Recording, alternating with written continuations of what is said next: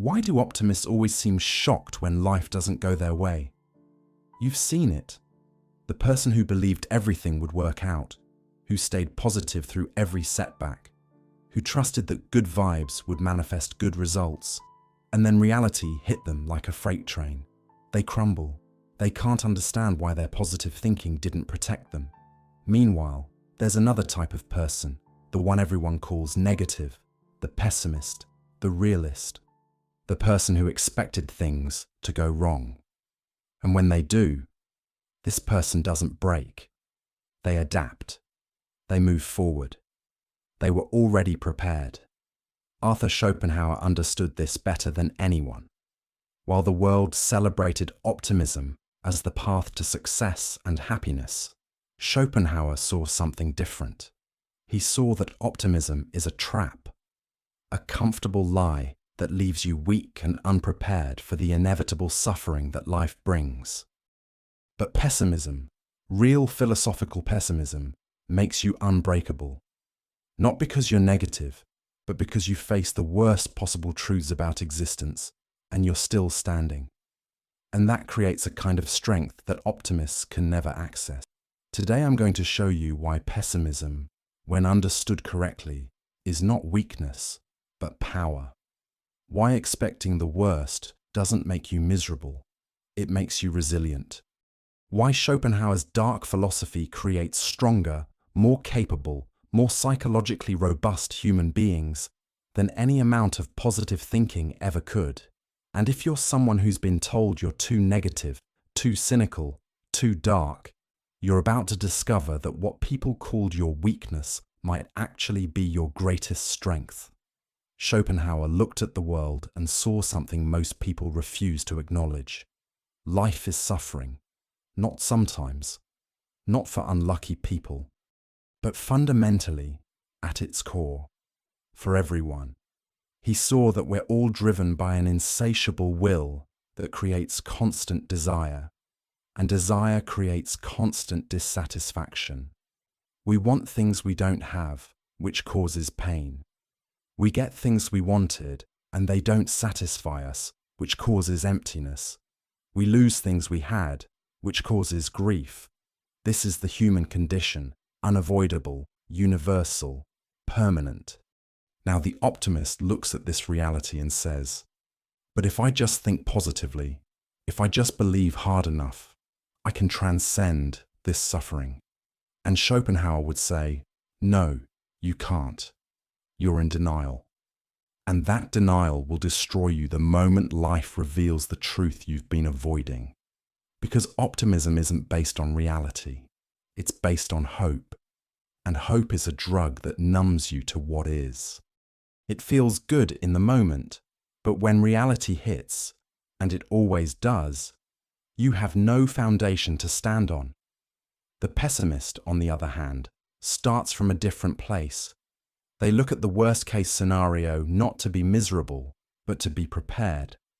They acknowledge that things will go wrong, that people will disappoint you, that your body will fail, that loss is inevitable, that death is coming. And instead of collapsing under these truths, they build their life on solid ground. They don't need things to go well to be okay. They're okay even when things go wrong. And that is real strength. Think about it. When an optimist loses their job, it's a catastrophe. Their entire worldview is shaken. They believed things would work out, and they didn't. When a pessimist loses their job, they think, I knew this could happen. I prepared for this possibility. Now I adapt. Same situation. Completely different psychological impact. The optimist is emotionally destroyed. The pessimist is inconvenienced. Who is actually stronger? Schopenhauer would say the pessimist is stronger because they've already done the emotional work. They've already faced the darkness. They've already accepted that life doesn't owe them anything. And this acceptance creates an invulnerability that optimism can never provide. Because optimism is fragile. It depends on circumstances going your way. But pessimism is anti-fragile. It gets stronger when circumstances go wrong, because that's exactly what it expected. If you're starting to see that what you've been calling negativity might actually be psychological preparation, write in the comments, "Pessimism is power." Say it, like you're reclaiming a truth that society tried to shame out of you. Now let's talk about what real philosophical pessimism actually is, because most people misunderstand it completely. Pessimism is not about being sad all the time. It's not about complaining or giving up. It's not about seeing only bad things and ignoring good things. That's not pessimism. That's just depression or bitterness. Real pessimism, Schopenhauer's pessimism, is something entirely different. It's a clear-eyed recognition of the fundamental nature of existence, combined with a refusal to lie to yourself about it. Schopenhauer's pessimism says life is suffering because desire is suffering, and we can never stop desiring. It says that most of what we call happiness is just temporary relief from pain. It says that even our greatest achievements and pleasures are fleeting and ultimately unsatisfying. And it says that this isn't a bug in the system, it's the system itself. This is how life works. This is the structure of existence. And no amount of positive thinking changes this fundamental reality. But here's what makes this powerful instead of depressing. When you accept these truths, you stop wasting energy fighting against them. You stop being surprised when things go wrong. You stop feeling betrayed when people disappoint you. You stop feeling like a victim when life doesn't meet your expectations. Because you never had those expectations in the first place. You knew. And knowing protects you in ways that hoping never can. The optimist lives in constant psychological whiplash. Good thing happens, they're euphoric. Bad thing happens, they're devastated. They're on an emotional roller coaster controlled by external circumstances. The pessimist, by contrast, maintains equilibrium. Good thing happens, that's a pleasant surprise. Bad thing happens, that's expected. Their emotional state is not at the mercy of external events, because they're not relying on external events to be okay. They've already made peace with the worst possibilities, and that peace is unshakable. This is why pessimists often seem calmer in crisis situations, while optimists are panicking because their positive worldview is shattering. Pessimists are already in problem-solving mode. They're not wasting emotional energy being shocked or disappointed. They're adapting. They're responding. They're moving forward because crisis is not a contradiction to their worldview. It's a confirmation. And there's a strange comfort in having your worldview confirmed, even when that confirmation is difficult. Schopenhauer himself lived this way. He prepared for catastrophe constantly. He kept his important documents in a specific place in case of fire. He was paranoid about his health. He assumed people would betray him, and he protected himself accordingly. To an optimist, this seems like a miserable way to live. But Schopenhauer lived to 72 in an era when most people died much younger. He maintained his independence and his work throughout his entire life. He was never destroyed by unexpected catastrophe because he was always expecting catastrophe. His pessimism didn't make him weak. It made him prepared, and preparation is power. Now, you might be thinking, but doesn't expecting bad things attract bad things? Doesn't pessimism create a self-fulfilling prophecy? And this is where we need to be very clear. Expecting bad outcomes doesn't cause bad outcomes. Reality doesn't care about your expectations. What pessimism does is prepare you psychologically and practically for outcomes that might happen anyway. The optimist who doesn't prepare because they believe things will work out is not making good things more likely. They're just making themselves more vulnerable when things go wrong. And things do go wrong.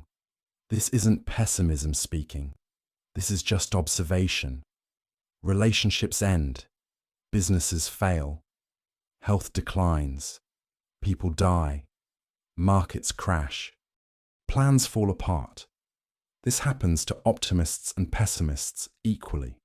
The difference is the optimist is psychologically devastated when it happens, while the pessimist had already fortified their mind against these possibilities.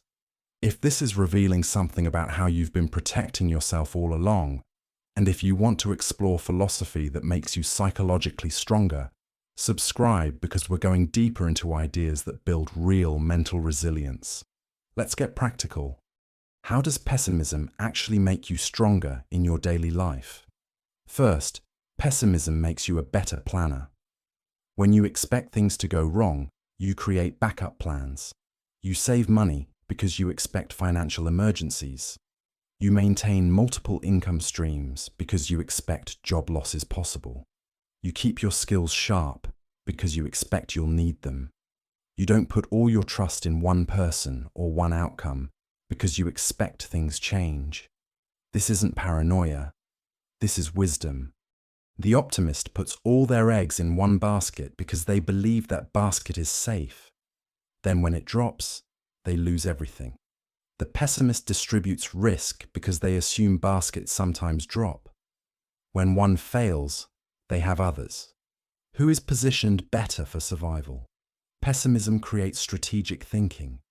It forces you to consider what could go wrong and prepare accordingly. And in a world where unexpected events happen constantly, this preparedness is an enormous advantage. Second, pessimism makes you emotionally resilient. When you've already imagined the worst possible outcomes, when you've already sat with those possibilities and made peace with them, actual bad outcomes lose their power to destroy you. You've already done the grief work in advance. The optimist who never considered that their relationship might end is shattered by a breakup. The pessimist who always knew relationships were impermanent is sad but not destroyed. They adapt faster because they didn't have to first overcome shock and denial. This is what Schopenhauer meant when he talked about reducing suffering. He wasn't saying you can eliminate suffering, but you can reduce its impact by not adding the suffering of shattered expectations on top of the suffering of actual events. The event itself causes pain, but the optimist adds extra pain by being surprised, betrayed, confused about why their positive thinking didn't protect them. The pessimist just deals with the event. They skip all the extra psychological damage that comes from unrealistic expectations. Third, pessimism makes you appreciate what you have. This sounds counterintuitive, but it's true. When you expect loss, you don't take things for granted. You enjoy good things while they're here because you know they're temporary. The optimist assumes good things will last forever, so they stop appreciating them. They get complacent. Then when those things are gone, they're full of regret. The pessimist savors every moment because they always knew it could be the last. This doesn't make them sad. It makes them present. Schopenhauer would say that the person who fully accepts impermanence experiences more genuine joy in the moment than the person who naively believes things will last forever. Because the pessimist isn't living in fantasy. They're living in reality. And reality, when fully accepted, has its own kind of beauty. Not despite its darkness, but because of its darkness. The sunset is beautiful because it ends. The relationship is precious because it could end. The moment matters because it's fleeting. Pessimism gives you this clarity. Fourth, pessimism makes you harder to manipulate. So much of society runs on selling you hope. Buy this, and you'll be happy. Achieve this, and you'll be fulfilled. Look like this, and you'll be loved. The optimist believes these promises and spends their entire life chasing things that will never deliver what was promised. The pessimist sees through these lies immediately. They know that nothing external will fix the internal void created by desire itself. So they can't be controlled through hope. They can't be manipulated through promises of future happiness. They're psychologically immune to most of the traps that keep people enslaved. This is why pessimists often seem cynical to others. They're not buying what everyone else is buying. They're not playing the game everyone else is playing. They've seen that the game is rigged, that the promises are empty, that the whole system is designed to keep you wanting without ever satisfying you. And instead of being angry about this, they've just opted out. They've found contentment outside the system. And that makes them dangerous to anyone trying to control people through desire. If you're recognizing that your so-called negativity has actually been protecting you from manipulation, write in the comments, "I see through the lies." Say it like you're declaring independence from a system that needs you to be naive. Now here's where it gets really interesting. Pessimism doesn't just make you stronger defensively, it makes you stronger offensively. When you expect failure, you try things that optimists won't try. The optimist needs to believe something will work before they'll risk it. The pessimist already assumes it probably won't work, so they're free to experiment without the pressure of needing success. This creates a kind of fearlessness. Think about entrepreneurs. The optimistic entrepreneur believes their business will succeed. When it fails, they're crushed. They often can't try again because the failure contradicted their worldview. The pessimistic entrepreneur expects the first business to fail. It's a learning experience. When it does fail, they're not emotionally destroyed. They extract the lessons and try again. They can fail 10 times without losing their psychological foundation, because failure was always part of the plan. Who is more likely to eventually succeed? Schopenhauer would say the pessimist, because they can endure. They can keep going when optimists have already given up because reality didn't match their expectations. The pessimist's expectations already matched reality, so reality can't break them. This is the paradox of pessimism. By expecting less, you can do more. By expecting failure, you become more willing to try. By accepting that things probably won't work out, you remove the fear that keeps optimists paralyzed. This applies to everything: dating, career, creative work. The optimist needs to believe they'll find the perfect partner, so they're devastated by rejection. The pessimist expects rejection, so each one is just data. They keep trying without emotional damage. The optimist needs to believe their work will be appreciated, so criticism destroys them. The pessimist expects criticism, so it doesn't stop them. They keep creating. The optimist needs evidence of success before they'll continue. The pessimist continues despite evidence of failure. Who creates more? Who achieves more? Who lives more fully? The answer is obvious once you see it. Pessimism, real pessimism, is not giving up. It's the freedom to keep going without needing external validation or guaranteed outcomes. It's the ability to act without hope, which is a power that optimists can't even conceive of. Because optimists need hope. They can't function without it. Take away their hope and they collapse. But the pessimist never had hope. They have something stronger. They have acceptance. And acceptance doesn't collapse. It endures. Now we need to address the big question. If pessimism makes you stronger, does that mean you should try to become pessimistic?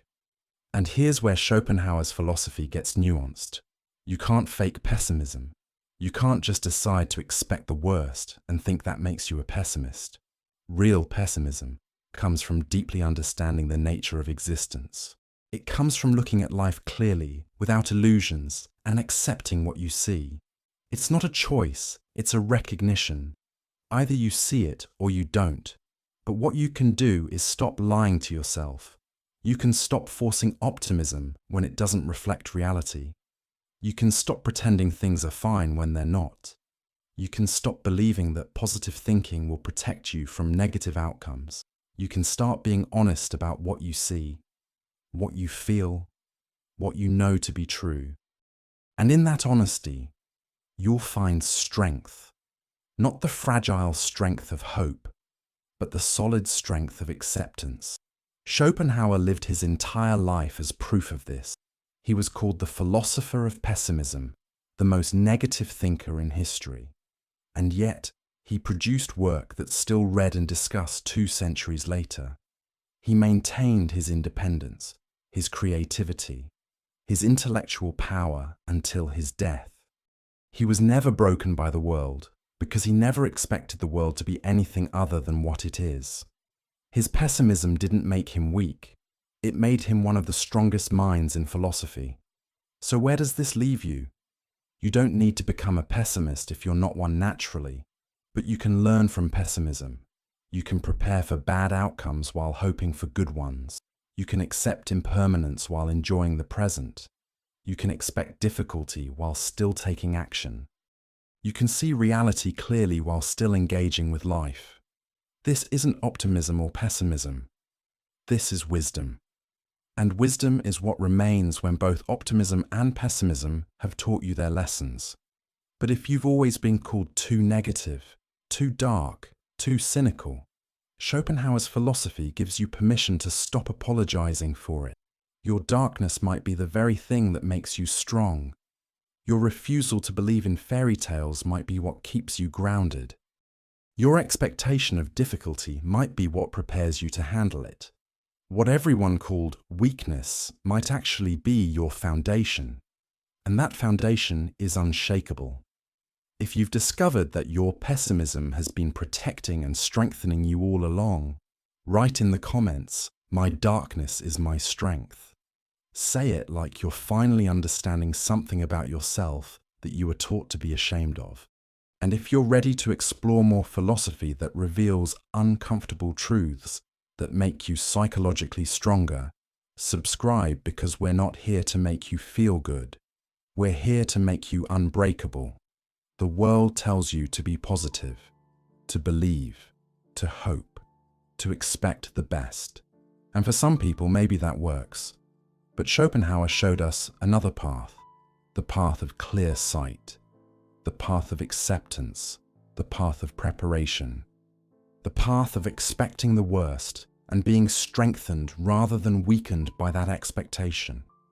This is not the popular path, it's not the celebrated path, but it's the path that creates minds and spirits that cannot be broken by reality, because they've already made peace with reality's darkest truths. So choose your foundation carefully. Will you build on the sand of hope and positive thinking? Or will you build on the stone of acceptance and clear sight? Only one of these foundations survives the storms that life inevitably brings. And Schopenhauer proved which one it is by embodying it until his last breath. The pessimist stands, the optimist falls. Not always, not immediately, but eventually. When reality finally comes for you, and it always does, only truth can hold you up. And the truth is what pessimism has been showing you all along. Welcome to the strength of seeing clearly. Welcome to the power of expecting nothing and being prepared for everything. Welcome to pessimism, not as misery, but as the foundation of unbreakable resilience. This is where real strength lives, in the darkness you're no longer afraid to face.